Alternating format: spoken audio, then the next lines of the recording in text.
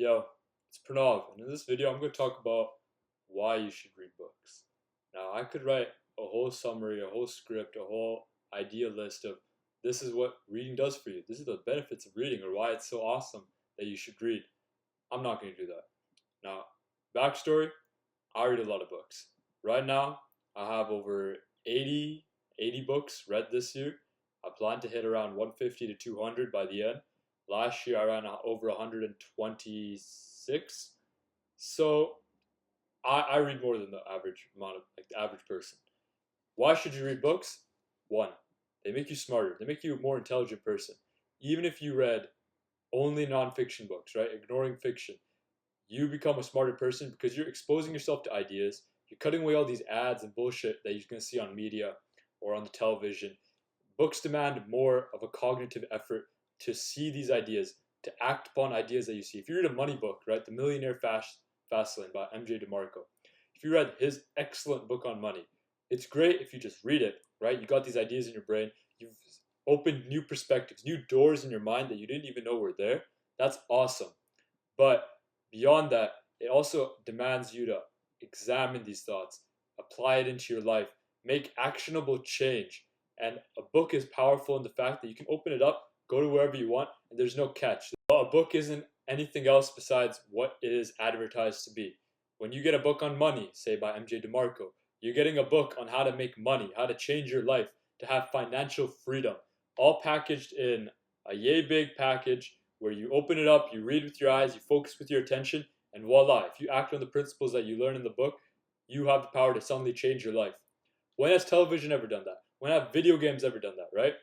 Those are other mediums where you're just mindlessly giving your attention away for what? Nothing.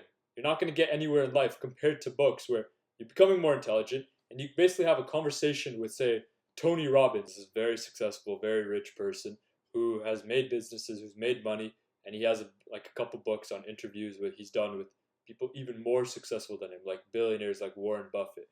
In those sort of interviews, he asks them what sort of advice they would have for people just starting out, or if they had to restart all over again. And it's like you're having if you read his books, it's like you're having a conversation with a guy who's already made it to the pinnacle of like money, right? You could have a conversation with him essentially, like an interview with him. You learn what he's learned, and you can adopt that into your life in order to change it and move towards a better sort of destination. Isn't that powerful? I read a book on happiness by the Dalai Lama a while back, right? Talks about gratitude, his strategies for becoming more grateful, how to see the world as a place of abundance, and yada yada yada. The contents of the book aren't important for this video. Like, what's important is the fact that I managed to read something that was pertinent to the Dalai Lama, a guy who I'm never going to meet in my real life, and how I could apply that to my own life and gain benefits from that. You could do this for literally anything, really, but books are a way to converse with someone who's at a higher level than you or who has more knowledge in a specific area than you and take that for yourself. As I was saying, it's inherently a better medium than the screen or something on the television or like a video game. And you may think like I'm prejudiced for this. Like, yeah, I'm a very big reader. I quit those bad habits. And yeah, I'm a little biased. That's true. Because books have done more for me in my life than any other screen, any other TV show, any other video game has ever done in my life. Video games didn't change my life. Television didn't change my life. But books did. Books, even fiction. Reading fiction when I went in for leisure, I actually was putting it into something that I enjoyed to see that, oh, this is a story, it's unraveling, where's it going to go? It kept me like thinking, oh man, I'm really enjoying this. I'm getting immersed in a different world right now. I'm seeing different viewpoints, real world problems being dissected in a fantasy world or a sci-fi world, or I'm getting all these big ideas presented to me. And yeah, it's not making me any more money. It's true, but it's a much better form of entertainment for me, and I would say for anyone else too. Because before all these screens and all these like video games, what was the predominant form of entertainment? There's theaters and stuff. There was like cinemas, but there's always been books since the beginning of like humanity. Books have been a thing, and when people have books, what do you think they did back then? They read the books, right? Obviously we're in a much better position than like slaves of 2,000 years ago who couldn't get a book if they really needed it. But right now we have the most books available to us in the entire world, right? The history of the planet, We have so many books laid out before us. We have so much knowledge. It's just waiting there to be grasped. You want to change your life? You want to get better at like becoming a slimmer person, more athletic? Get a book on it. There's a book on everything, regardless of what you want. You want a really, really good story? Like you're watching Game of Thrones on television right now, right? You could read the books. You could get a medium where your brain isn't being hijacked or your attention span isn't being wheedled away into like nothingness. You could read a book, increase your attention. You could read something that has enthralling characters. You could read the literature classics, Crime and Punishment, 1984. If you haven't read 1984, it's a fantastic book on what totalitarianism, I can't say it properly, but just like Big Brother looking over your shoulder and cameras just taking over the world and you are constantly monitored and oppressed. Like those sort of books, they open up your mind to realize, whoa, there's more to the world than I thought there was.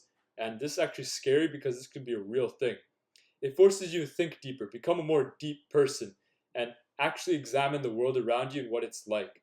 It forces you to find stories that are good, that stand out, like connect you to friendship, themes, understanding of the world around you, open these doors in your mind, and honestly, it makes you a more intelligent and interesting person. Reading is a very attractive quality, I will say that. And somebody that reads, it's like a quality filter. I'm not saying you can't be a quality person if you don't read, but it's probably way harder than if you actually just read some books and got bigger perspectives in the world. It's like when you're reading, you are filtering out the masses and finding people who are dedicated to probably furthering their attention, finding stories, improving themselves, and actually using their time in an effective way. Because reading is for people who are serious. Like they want to get better, they want to find good stories, they want to take the most of their leisure time. Books are an awesome outlet for that. I'm not saying you can never watch a television show or you could never play a video game, though I certainly don't play video games. It's just that comparatively, books have so much bang for their buck, so much return on investment. It's absolutely ridiculous when I see people who don't read. It's like, you have problems in your life? A book could help you address it. A book is probably one of the biggest things that you could put into your life when you start reading to change your life and get you to a better place in the world. Books are knowledge, and you have the choice to pick up a book, to read a book, and honestly, change your life. It's in your hands, and they're one of the most effective tools out there to do so. So even if you don't read fiction, which I still recommend people read fiction, there are plenty of ideas and themes to be dissected within there. But even if you don't read fiction, you just read nonfiction, you're still better off than 99% of people out there. Because fiction is just knowledge as well. So, from anything you got from this video, read more books. Peace!